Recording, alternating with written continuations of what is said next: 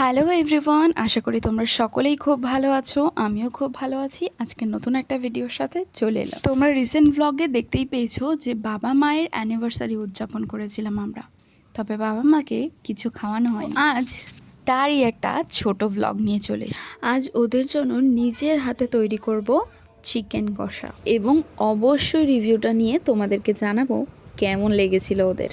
আমি জানি তোমরা সকলেই প্রায় মাংস রান্না করতে পারো, কিন্তু তবুও আমি আমার মেকিং প্রসেসটা তোমাদের সাথে একটু শেয়ার করলাম। যেভাবে আমি চিকেন কষাটা তৈরি করলাম সেটা হলো, প্রথমেই আমি এখানে 1 কেজি মাংস নিয়ে এসেছি। সেটাকে পরিষ্কার করে ধুয়ে প্রথমে 30 মিনিটের জন্য নুন, হলুদ, লঙ্কার গুঁড়ো এবং সর্ষে তেল মাখিয়ে রেখেছিলাম।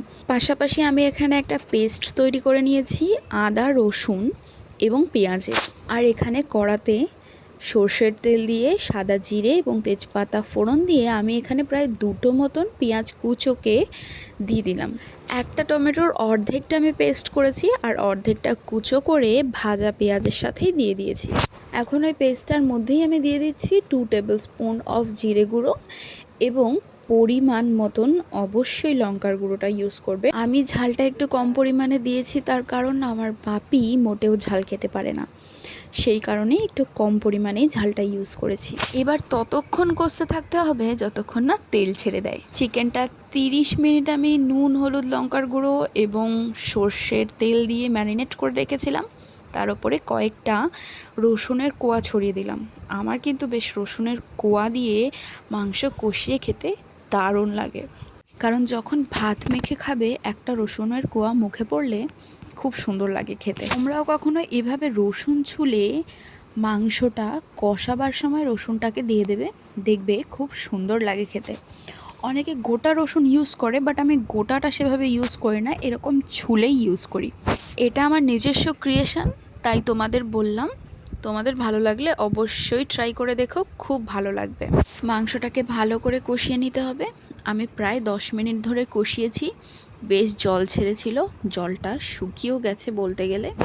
প্রয়োজনে একটু ঢাকা চাপা দিয়ে দিয়ে কষাবে। আর যেহেতু এটা কষা মাংসই তৈরি হচ্ছে, সেই কারণে খুব বেশি জল দেবারও প্রয়োজন নেই। এবার তোমরা এটাও বলতে পারো, কষা মাংসে আলু কে দেয় ভাই? আমি দিই। এবার মা যেরকম আমাদেরকে মাংস কষানোর পর টেস্ট করতে দিত, ঠিক সেভাবেই আমিও মাংস কষাবার পর মাকে টেস্ট করতে দেব আর শুনবো কেমন হয়েছে। টেস্ট করে বলো কেমন হয়েছে।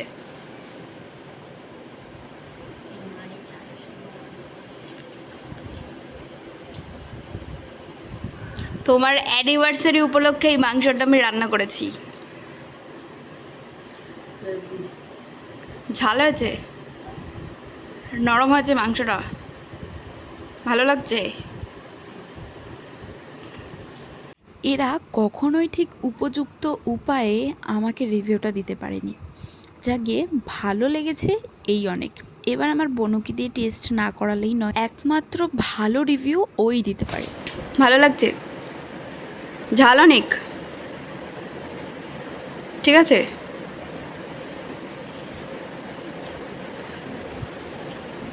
তোমরা খেতে হলে চলে এসো। এদিকে আমার চিকেনটা আলু দিয়েও পুরোপুরি কষানো কিন্তু কমপ্লিট হয়ে গেছে। দেখতেই পাচ্ছ কি টেম্পটিং লাগছে দেখতে। এবার খুব সামান্য পরিমাণে, যতটুকু জল দিলে তোমার আলুটা সেদ্ধ হবে, সরি তোমার নয়, মাংসের আলুটা সেদ্ধ হবে, ততটা পরিমাণে জল দিয়ে দিলাম এখানে আমি। তারপর একটু নেড়ে চেড়ে একটা প্লেটের সাহায্যে চাপা দিয়ে দেবো।